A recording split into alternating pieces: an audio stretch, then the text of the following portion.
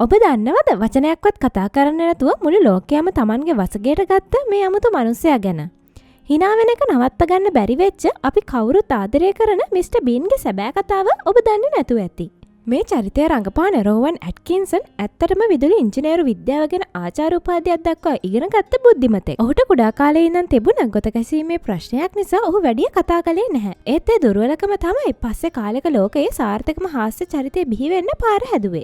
Mister බීන් කතාමාලාවේ ඇත්තේ කොටස් 15ක ඉතා සුළු ප්‍රමාණයක් වුණත් ඒ ලෝකයේ රටවල් 200කට අධික සංඛ්‍යාවක විකාශනය වුණා. භාෂාවක් අවශ්‍ය නැති ඔහුගේ මුහුණේ ඉරියව් සහ ක්‍රියාවන් විතරක් පදනම් කරගත්තු මේ පිසිකල් කොමඩි කලාව ඕනෑම ජාතියක ඕනෑම වයසක කෙනෙකුට එක හා සමානව රස විඳින්න පුළුවන් වුණා. ඔහුගේ හොඳම යාළුවා වුණ ටෙඩි සහ ඔහුගේ පුංචි ලෙමන් පාට කාර් එක අදටත් ලෝකයේ ප්‍රසිද්ධ සංකේත. මිස්ටර් බීන් අපිට කියලා දෙන්නේ සතුටින් ඉන්න මහා ලොකු දේවල් ඕනේ නැහැ කියන එකයි. Tamanගේ ලෝකයක තනිවම වුණ සතුටින් ඉන්න ඔහුටත් පුළුවන්. ඉතින් ඔබත් මිස්ටර් බීන්ට ආදරේ නම් මේ වීඩියෝ එක ෂෙයා කරලා ඔබේ කැමතිම මිස්ටර් බීන් සීන් එක මොකක්ද කියලා පහලින් කමෙන්ට් එකක් දාගෙන යන්න.